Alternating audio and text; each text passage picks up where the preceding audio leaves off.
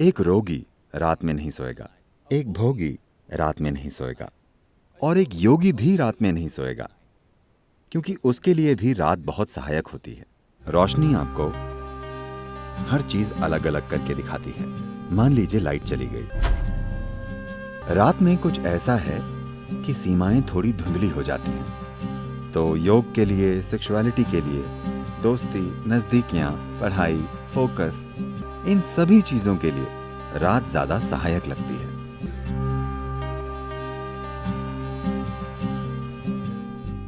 मेरा आपसे सवाल ये है कि ऐसा नहीं है कि मैंने अपने सोने और जागने का समय बदल लिया है और मैं दिन में सोती हूँ।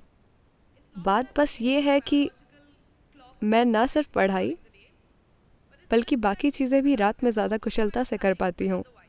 मैं रात में बहुत स्फूर्ति महसूस करती हूँ। इसकी वजह क्या है? धन्यवाद। शायद आप गलत देश में हो।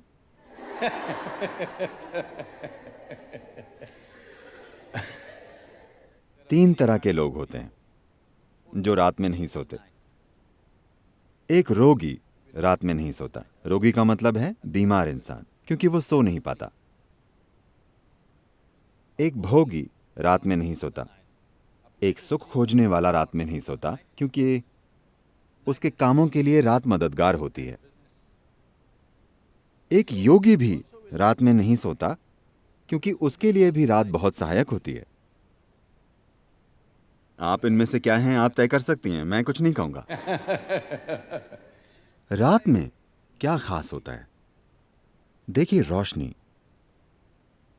हमारे लिए रोशनी इसलिए कीमती है क्योंकि हमारी आंखें एक खास तरह से बनी हुई हैं। रोशनी आपको हर चीज अलग अलग करके दिखाती है। देखिए, अभी क्योंकि यहां रोशनी है, मैं इस इंसान को, इस इंसान को, इस इंसान को, इस इंसान को देख सकता हूं। मान लीजिए लाइट चली गई और अंधेरा हो गया, मैं बस लोगों के झुंड को देख पाऊंगा। मैं इस इंसान को, इस इंसान को, इस इंसान को नहीं देख पाऊंगा। तो रात में कुछ ऐसा है कि रात में सीमाएं थोड़ी धुंधली हो जाती हैं। तो योग के लिए, सेक्सुअलिटी के लिए, दोस्ती के लिए, नजदीकियां, पढ़ाई, फोकस, इन सभी चीजों के लिए रात ज्यादा सहायक लगती है, क्योंकि रात में आपके और दूसरे के बीच का अंतर कम हो जाता है। सिर्फ इसलिए क्योंकि हमारी आंखें इस तरह से काम करती हैं। जहां रोशनी ना हो, वहां हमारे अनुभव में हर चीज मिलकर एक हो जाती है।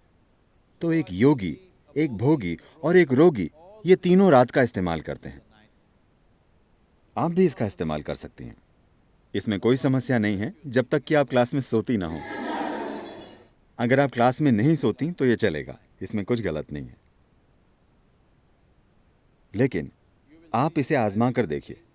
क्या मैं कुछ साझा कर सकता हूं? मैं कुछ ऐसा था। जब मैं सोता था, मेरा स्कूल आमतौर पर सुबह 8:30 का होता था। 6:45 से मेरी माँ और मेरी बहनें मुझे जगाना शुरू कर देती थी। बहुत सी चीजें करनी पड़ती थी। वे मुझे बिस्तर पर उठाकर बैठा देती थी। वे आकर मेरी बाह मरोड़ती थी, ये करती थी, वो करती थी। मेरी माँ ये नरमी से करती थी, मेरी बहनें सख्ती से करती थी। फिर वे मुझे खींचती थी और मेरी माँ टूथब्रश में टूथपेस्ट लगाकर मुझे दे देती थी। मैं उसे मुंह में लगाकर सो जाता था। वे मेरे कपड़े लाकर देती थी और कहती थी, नहाने जाओ, टाइम हो गया है। मैं बाथरूम के अंदर जाता और सो जाता। अगर कोई मुझे ना उठाए तो मैं दिन में 1-2 बजे तक एक पत्थर की तरह सोता था। जागकर करवटें नहीं बदलता था, बस मुर्दे की तरह। लेकिन मैंने 12 साल की उम्र में योग करना शुरू किया। शायद 8 या 9 महीनों के बाद, उसके बाद चाहे जिस भी जगह पर होने पर, चाहे कहीं भी होने पर, चाहे जो टाइम जोन हो, रोज मैं अलग टाइम जोन में होता हूं, लेकिन मैं सुबह 3:35, 3:40 पर जाग जाता हूं, क्योंकि उस वक्त प्रकृति में कुछ बदलाव होते हैं। मेरा शरीर बस जाग जाता है। अगर मैं चाहूं, मैं उठकर जो करना चाहूं कर सकता हूं। अगर मैं ना चाहूं तो मैं थोड़ा और सो सकता हूं, लेकिन शरीर हमेशा जाग जाता है। तो आपको सिस्टम में थोड़ी संवेदनशीलता लानी होती है। देखिए, आप इस धरती के अंश हैं, हाँ या ना? कोई इंसान अपने बारे में कुछ भी बकवास सोचे, लेकिन हम सब इस धरती से पॉपअप हुए हैं। आपने कंप्यूटर स्क्रीन पर पॉपअप देखे? Pop up. हाँ, आप बस पॉपअप हैं। आप गायब हो जाएंगे। आपको विश्वास नहीं होता कि आप चले जाएंगे। हाँ, मैं चला जाऊंगा? हाँ, वे सारे चतुर लोग, अनगिनत लोग जो इस धरती पर आपसे और मुझसे पहले घूमते थे, वे अब कहाँ हैं? नामो निशान नहीं है, सब मिट्टी हो गए। क्या ऐसा नहीं है? क्या वे पॉपअप नहीं थे? क्या आप पॉपअप नहीं हैं? पुप पुप। आपको लग सकता है कि आपका जीवन शानदार है वगैरह वगैरह। जहां तक धरती का सवाल है, वो बस अपनी मिट्टी को रिसाइकल कर रही है। आपको उछालती है और फिर वापस खींच लेती है, उछालती है और फिर खींच लेती है। तो इस जरा से पॉपअप में अहम चीज और सबसे अहम चीज ये है कि आप अपने भीतर संवेदनशीलता लाएं। ऐसी संवेदनशीलता कि जीवन का हर आयाम आपके अनुभव में आ जाए। इससे पहले कि आप मर जाएं, क्या यह महत्वपूर्ण नहीं है कि आप इस जीवन को हर संभव स्तर पर अनुभव करें? है ना? हाँ, है ना? अनुभव का मतलब है, लोग सोचते हैं हमें हर दिन पार्टी करना है। नहीं नहीं, एक ही चीज आप कितनी बार करेंगे? इंसान के जीवन में खोजने के लिए बहुत कुछ है। आपको संवेदनशील होना होगा। संवेदनशील से मेरा मतलब है, क्योंकि इस शब्द का एक गलत तरीके से इस्तेमाल किया जाता है। इस मायने में जब लोग कहते हैं अरे वो संवेदनशील है, तो मतलब होता है वो जरा सी बात का बुरा मान जाएगी, है ना?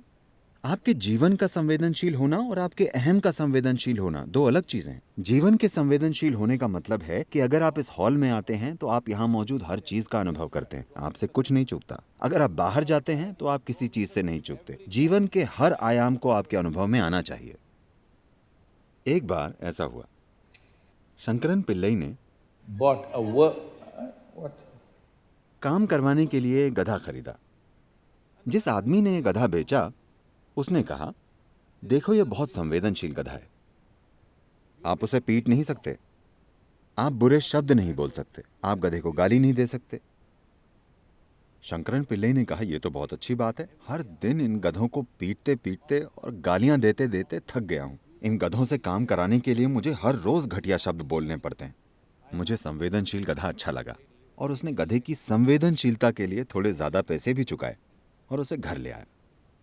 उसने गधे को बाड़े में रखा। कल सुबह उसे घर पर जाना था। वो वहां गया और गधे से बोला, चलिए हमें चलना चाहिए। कोई असर नहीं। He said, please. उसने फिर कहा, कृपया चलिए। कुछ नहीं हुआ। उसने घुटनों के बल बैठकर प्रार्थना की। कुछ नहीं हुआ। आपको उसे गाली नहीं देनी है, आपको उसे पीटना नहीं है। उसे कुछ समझ में नहीं आया तो वो उस आदमी के पास वापस गया जिसने गधा बेचा था। देखो, मैंने गधे से विनती की, गिड़गिड़ाया, प्रार्थना की, उस पर कोई असर नहीं हो रहा है। मुझे क्या करना चाहिए? उस आदमी ने कहा, ऐसा है, चलो मैं देखता हूं। और वो आया। उसने एक ऐसा मोटा डंडा उठाया, सिर पर जोर से मारा। फिर उसने डंडा फेंक दिया और कहा, चलो। गधा पीछे चल दिया। शंकरन पिल्लई आग बबूला हो गया। अरे बेवकूफ, तुमने कहा कि यह संवेदनशील गधा है, और जैसे तुमने इस जानवर को मारा है, मैंने अपने पूरे जीवन में किसी जानवर को नहीं मारा। वो बोला, नहीं नहीं नहीं, ये बहुत संवेदनशील है, लेकिन पहले तुम्हें उसका ध्यान खींचना होगा।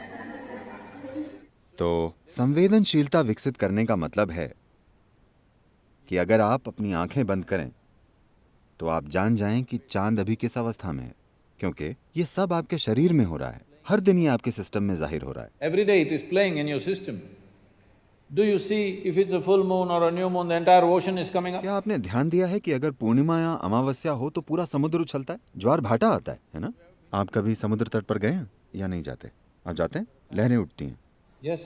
पूरा समुद्र ऊपर उठने की कोशिश कर रहा है।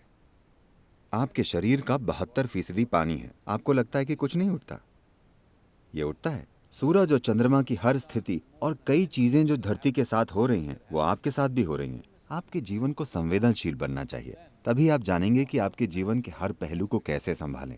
संवेदनशील अहम मत बनाइए, अपने सामाजिक पहलू को संवेदनशील मत बनाइए। अगर आपके भीतर का जीवन संवेदनशील बन जाए और इस जीवन के साथ जो हो रहा है, अगर वो एक चीज आप जानते हैं, तो आप देखेंगे कि आपका जीपीएस ऑन हो गया है। तब कोई समस्या नहीं होगी, आप कभी खोएंगे नहीं। इससे कोई फर्क नहीं पड़ता कि कौन क्या कहता है, आप कैसे हालात में पहुंच गए हैं, आप कभी भटकेंगे नहीं, क्योंकि आपका जीवन संवेदनशील है। इस जीवन की बस यही जरूरत है कि इसे एक जीवन के रूप में संवेदनशील बनना है। अभी हमने एक ऐसा मनोवैज्ञानिक ढांचा विकसित कर लिया है जिसका जीवन से कोई लेना देना नहीं है। इसका थोड़ा सरोकार सामाजिक पहलू से है, पर जीवन से कोई लेना देना नहीं है।